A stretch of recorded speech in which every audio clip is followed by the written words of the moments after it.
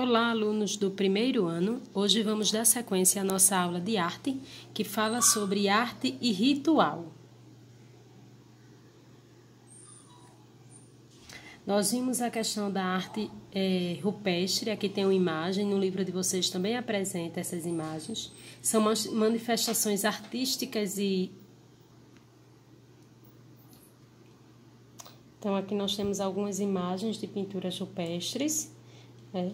A gente viu a semana passada que a palavra arte, como hoje utilizamos, né, hoje em dia, é compreendida como produção de imagens com finalidade religiosa ou culturais.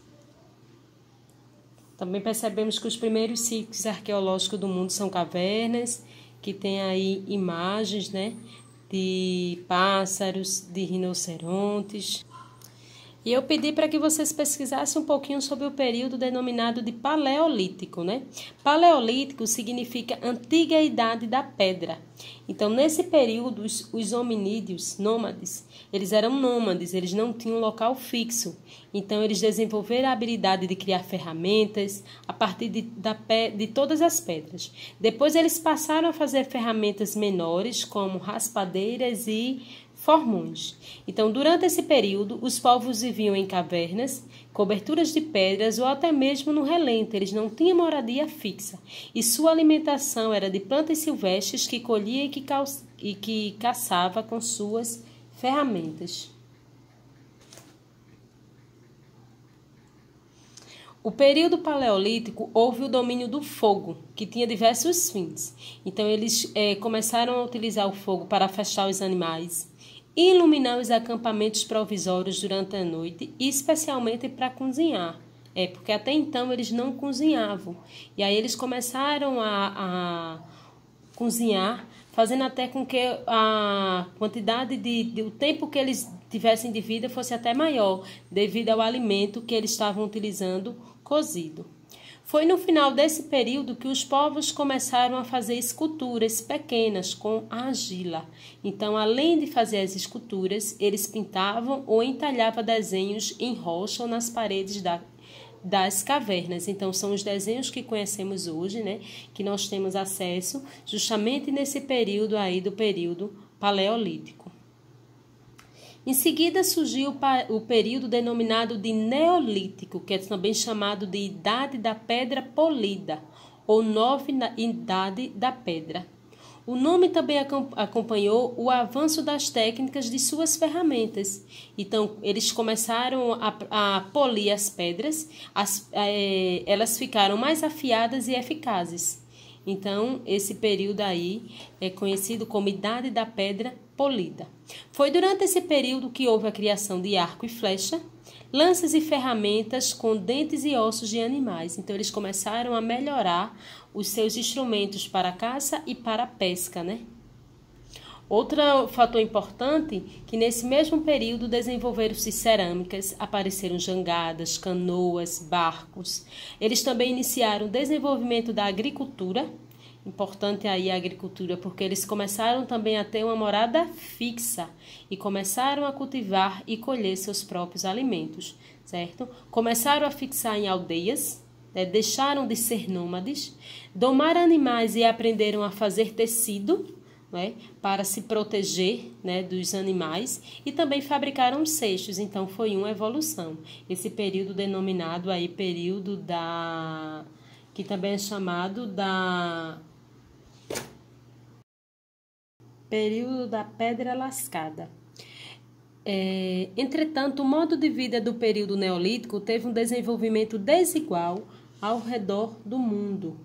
Percebemos aí que não foi uma ideia fixa, né, de todos de forma sequencial, né? Teve locais que teve um desenvolvimento maior do que outros, certo? Fazendo uma conexão com um movimento contemporâneo, nós temos a arte do grafite. Eu acho que todo mundo já viu uma pintura em grafite, né? É também considerado uma arte urbana, e essa arte é realizada sobre muro de cidades, principalmente nos grandes centros urbanos, onde são consideradas manifestações artísticas que dialogam com o cotidiano e com a realidade das pessoas. Nós temos vários artistas que se dedicam à arte do grafite e têm obtido destaque e reconhecimento internacional. Então, o livro trazendo um paralelo de coisas contemporâneas, né? De um estilo de arte que é utilizado nos dias atuais. Nós temos um grafiteiro paulista, certo? Que desenvolveu o projeto Muros da Memória, é o Eduardo Cobra. Ele é um dos mais conhecidos grafiteiros, conhecido internacionalmente, e o intuito dele é transformar a paisagem urbana, no caso ele faz através de sua pintura do grafite em São Paulo, cenários das primeiras décadas do século XX. Aqui eu tenho uma imagem do Eduardo Cobra, e aqui eu tenho, por trás da imagem do pintor, nós temos aí um muro de grafite, certo? Esse muro foi produzido aí em 2016, ganhou o livro dos recordes por ser a maior pintura de grafitagem já feita, e o nome do muro é chamado Etnias, porque ele retrata aí diversas etnias. Se vocês tiverem interesse, podem fazer uma pesquisa, né, e conhecer um pouquinho mais sobre a arte do Eduardo Cobra e a sua pintura. Em seguida, o livro também traz um trabalho do pernambucano Darlon. Ele já cria uma obra universal a partir de experiências e referências culturais. Vocês já ouviram falar nas xilogravuras? A xilogravura é inspirada na literatura de cordel, e ele também povoou as ruas e os muros do Recife com essas figuras pintadas sobre paredes de vários locais da cidade. A princípio, a sua atuação era clandestina, mas hoje seu trabalho ganhou espaço não só nas ruas, mas hoje ele já é conhecido nos museus, galerias e instituições culturais de todo o país. No livro de vocês encontram aí, ó, a imagem, tá certo? Uma figura do trabalho de Darlon no centro de Recife, onde ele trata aí justamente essa xilogravura, né? Que é justamente fazer um desenho através de uma madeira, fazer essa produção. No caso aí, é realmente só o desenho, certo? E a arte rupestre no Brasil, que também encontramos aí alguns locais que têm incidência da arte rupestre. No Brasil existem vários sítios arqueológicos com registro dessa arte rupestre, certo? Os sítios arqueológicos brasileiros possuem datação que varia de 10.000 a.C. a 2.000 a.C. Estado aproximadamente nesse período. O maior deles encontra na Serra da Capivara, no estado do Piauí. Então, de maneira geral, os desenhos rupestres possuem representação de animais e cenas de luta. Eles indicam também cenas ritualísticas, como ritual de fecundidade, inscrições geométricas. Então, é bem variado os temas, mas a gente pode perceber que vai retratar a questão realmente cultural daqueles povos que habitaram aí esse período, né? Os materiais predominantes para a elaboração e adornos, os artefatos e objetos, foi recipiente, agulhas, espátulas. Eles utilizaram chifre, pedra, argila. Então, tudo que eles encontravam da natureza era interessante para fazer a sua pintura, para fazer o registro, né? Então, no Brasil, nós temos alguns locais que possuem aí os registros dessas pinturas rupestres. Nós temos o Parque Nacional Serra da Capivara, em São Raimundo Nonato, no Piauí. Nós temos o Parque Nacional Sete Cidades, em Piauí também. Tem o Cariri Velho, na Paraíba. Tem Lagoa Santa, em Minas Gerais. Tem o Rondonópolis, em Mato Grosso. E Peruaçu, em Minas Gerais. Então, são alguns locais que encontramos aí os registros dessas pinturas rupestres.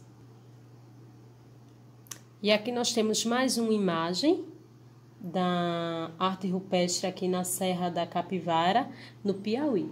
Então, nesse capítulo, a gente pode perceber que ele fez uma conexão, né, gente? Ele retratou um pouquinho da arte rupestre, ele mostrou aí também a diferença da idade da pedra polida para a idade da pedra lascada e também fez uma conexão com movimentos aí contemporâneos, como a arte do grafite e também as pinturas das estilogravuras, certo? Então, aqui a gente fica com essa aula de arte e assim terminamos o capítulo, certo? Qualquer coisa aí a gente tira as dúvidas e até a próxima.